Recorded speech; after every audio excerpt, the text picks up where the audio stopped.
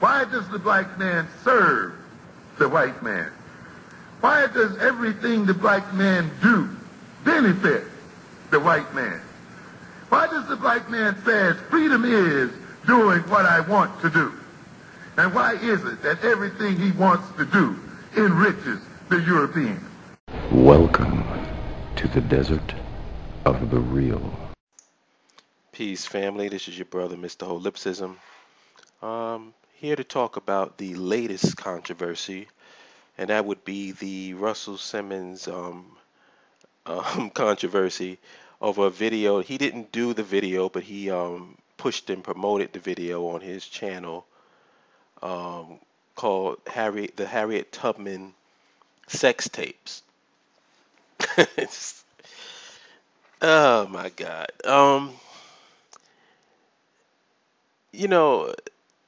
I noticed that people, there's a lot of people that have done videos on this and have spoken about this. And of course, it's the typical, you're disrespecting Harriet Tubman and you're disrespecting black. I've heard one girl say you're disrespecting black women, blah, blah, blah, and this, and that. And I'm not saying that, I'm not downplaying it. I'm just saying that that's what's going on. What I tend to look now, it's certain things that's obvious. It's like, of course, this is obvious disrespect, obvious desecration of Harriet Tubman's name and character. But for me to go into that makes me feel kind of stupid, because that should go without saying. Like, if we're going to have a discussion about whether or not this is disrespectful to the memory of Harriet Tubman, then we have really gone off the wagon. It's like, that's actually a fucking conversation. So I'm not going to get into that aspect. The aspect that I'm going to approach on this is the aspect of what happens when you live in a celebrity bubble. I heard Russell Simmons, and this is my honest, objective opinion about it. I heard Russell Simmons talking about this video, and this was on an interview with the Young Turks, and he was being interviewed by Zink Uger. And afterwards, you hear a commentary about the interview by Anna Kasparian, and she speaks about his response after everything that went down, and then there's the video before the controversy happened. And I just want you to hear this particular audio section of that interview, and then afterwards I'm going to come in and give you my thoughts on it. Harriet Tubman Sex Diaries are on today. Beginning today. Damn. Harriet well, Tubman you can Sex put Diaries. that on. So there's a lot of comedy stuff. I couldn't put that on. Well, you can watch it. But he makes it. She ends up. There's a big YouTuber. DeStorm's in the closet as a slave, and he's filming. And he gets the slave owner. Damn, that's a serious place, man. She tells the slave owner, "Nigga, get to digging," and so he has to dig the Underground Railroad. The slave owner does. Yeah, because it's a sex tape.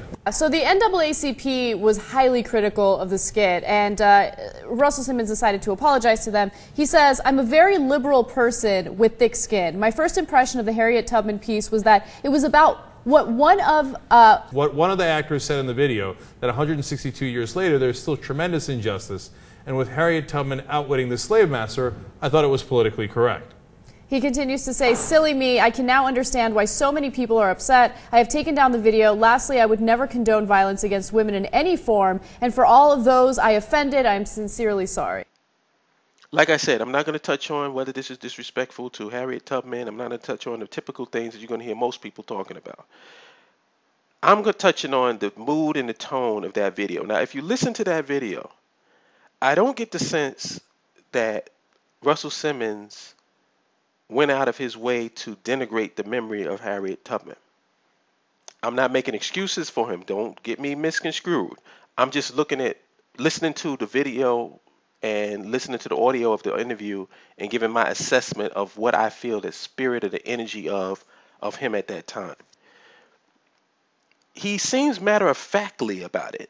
Like, this is my take on it, just to cut short.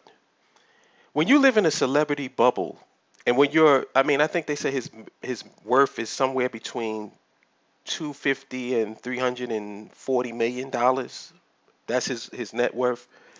When you have that much money, you're surrounded by a bunch of dick suckers and people who don't call you on your bullshit, or people that, the thing that really gets me about this whole thing is how nobody in his circle tapped him on the shoulder and said, son, are you out of your fucking mind?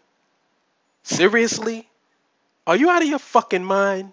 What in the world would make you even go there? What would make you arrange your mind in a way that you can think that this shit is funny? And keep in mind, Russell Simmons didn't make the video. It's this dude, this some comedian on YouTube called DeStorm. I got everybody who's involved in the video in the description box. I didn't put a link to the video in the description box because I didn't want to give it any views from my channel. But I do have all the parties involved. Now, if you want to see the sex tape for your own reference, go and check it out, but you won't get a link to it on my page. And DeStorm, the guy who actually did the video, and the actors, the actors that were in it seem like the black actress who played Harriet Tubman seems to be apologetic about doing it. She says that you can buy this if you want to. She said that she wasn't satisfied with the final output. But if you're in bed playing Harriet Tubman, getting fucked in your ass by a white slave master, how did you think the final product was going to come out? So that seemed to be a little bit of damage control on her part. But at least she's intelligent enough to attempt damage control. DeStorm, on the other hand, said he's not going to issue an apology. He feels he has nothing to apologize for. So since this dude is obviously about attention and he's about publicity, I'm going to make sure everybody knows exactly who he is so he can get all the attention that he deserves. But that's an aside. Let's get back to the point. My point is, when celebrities live in a bubble, the reason why this happened was not because Russell Simmons is just a self-hating Negro. I mean, we can argue about whether that's true or not. I personally think it is, but, that's just my speculation based on the evidence. But just based on this particular case right now, I don't think that it was done with any malice intended. I think that it's one of those situations where you're Russell Simmons, you have a whole bunch of dick riders sitting at a table or conference, and you spout out something about, wow, wouldn't it be funny to promote this on our network? You know what I'm saying? I'm not saying he came up with the concept of the video, but he definitely, if you go by that audio, co-signed and approved it. So for him to say, like, when somebody was to see that video was going to be put up, or they sat down and watched that, for somebody not to call him on that bullshit, because obviously he saw it. It's not like the nigga didn't see it. He saw it and co-signed it. Like, oh shit, this is some funny. We got all kinds of comedy on our thing right now. Check this out. This is the Harriet Tubman sex tape. Like, what? And nobody in your circle said, yo, son, what the fuck is wrong with you? So this is an example to me of what happens when you live in a bubble, when you live in a circumstance where everybody's just riding your dick and nobody gives you any input, any creative input, critique, somebody to call you on things and say, whoa, slow down, son. Where are you going with this? Do you know what's going to happen when you put this out?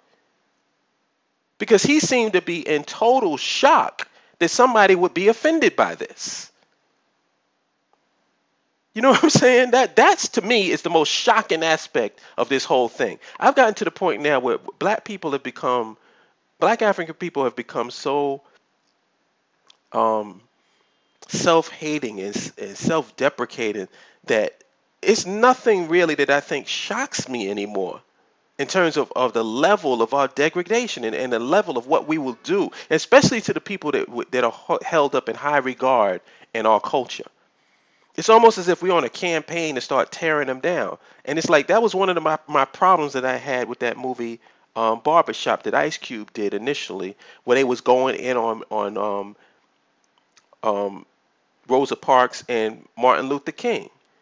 Because everybody, the thing about an issue is you got to detect what the real issue is and stop getting distracted by the bullshit. Because when that happened, everybody's issue was the right to say what you want to say or the right to have creative freedom. That's not what the fucking issue is. The issue is, what should you be saying? It's about social responsibility, cultural responsibility. You have a platform and a microphone.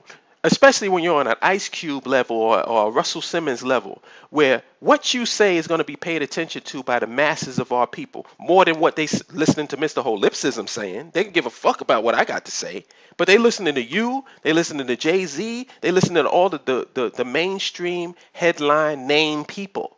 So you have the biggest microphone.